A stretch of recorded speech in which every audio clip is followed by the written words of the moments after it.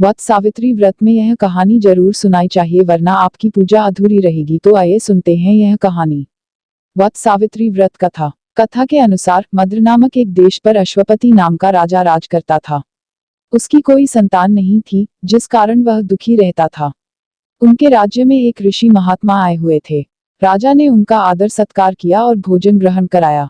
ऋषि महात्मा ने राजा से पूछा, हे राजन, तुम्हारे पास सब कुछ होते हुए भी तुम दुखी क्यों हो? इस पर राजा ने कहा, मेरे पास सब कुछ तो है लेकिन मेरी कोई भी संतान नहीं है। राजा की बात सुनकर ऋषि ने कहा कि तुम और तुम्हारी पत्नी दोनों देवी सावित्री का व्रत करो। ऋषि के बताए अनुसार राजा और उसकी पत्नी ने इस व्रत को किया। उनकी भक्ति से प्रसन्न होकर देवी सावित्री ने उन्हें सुंदर पुत्री होने का वरदान दिया। 9 महीने बाद ही राजा की पत्नी ने एक सुंदर कन्या को जन्म दिया। राजा ने अपनी कन्या का नाम सावित्री रखा। सावित्री जब विवाह योग्य हो गई तो राजा को उसके विवाह के लिए योग्य वर ढूंढने की चिंता सताने लगी।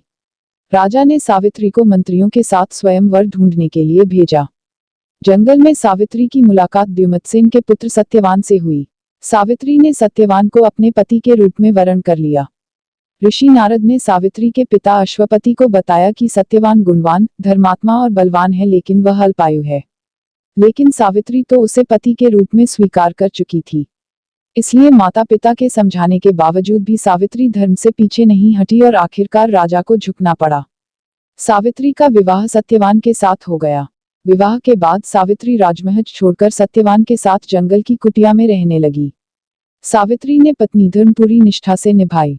वह अंधे सास ससुर की सेवा करती थी और पति के साथ प्रेमपूर्व रहती थी। लेकिन इसके बाद सत्यवान की मृत्यु का समय निकट आ गया। सत्यवान अल्पायु है, इसके बारे में सभी जानते थे, लेकिन नारद जी ने सत्यवान के मृत्यु के दिन के बारे भी बता दिया था। सत्यवान की मृत्यु के पहले सावित्री व्रत उपवास और पितरों का पूजन करने लगी थी। प्रतिदिन की तरह अपनी मृत्यु वाले दिन भी सत्यवान लकड़ी काटने के लिए जंगल चले गए। सावित्री भी खाना लेकर जंगल पहुंच गई, लेकिन जैसे ही सत्यवान लकड़ी काटने पेड़ पर चढ़े तो उन्हें चक्कर आ गया। तब सावित्री अपनी गोद में सत्यवान का सिर रखकर सहलाने लगी। तभी वहां यमराज आ गए और सत्यवान के प्राण लेकर अपने साथ लेकर जाने लगे। सावित्री भी यमराज के पीछे चल पड़ी। यमराज के मना करने पर सावित्री नहीं मानी। सावित्री बोली, जहां मेरे पति जाएंगे मैं भी जाऊंगी। सावित्री की निष्ठा और पतिप्रायणता देख यमराज ने कहा कि देवी आप धन्य हैं।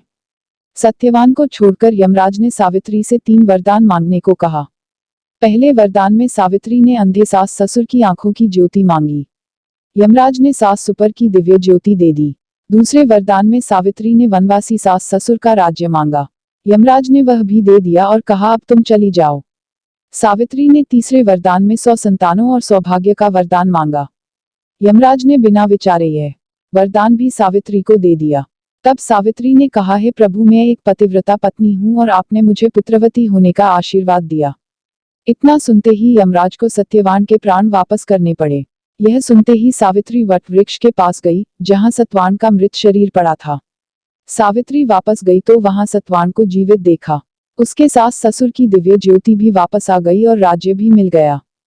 तब से ही वट सावित्री पर वट वृक्ष की पूजा करने और सत्यवान सावित्री की कथा सुनने का विधान है। इस व्रत को करने से वैवाहिक जीवन से जुड़ी सभी समस्याएं दूर हो जाती हैं। पारिवारिक जीवन सुखमय बनता है और संतान की प्राप्ति होती है। इसलिए सुहागिन महिलाएं हर साल ज्येष्ठ माह के अमावस्या के दिन पड़ने वाले वट सावित्री व्रत को पति की दीर्घायु के लिए करती हैं और यह कथा सुनती हैं। अगर आप मेरे चैनल पे नए हैं तो प्लीज़ लाइक कीजिए, सब्सक्राइब कीजिए और बेल आइकन को प्रेस कीजिए, जिससे मेरी न्यू वीडियो आप तक पहुंच सके। Thank you.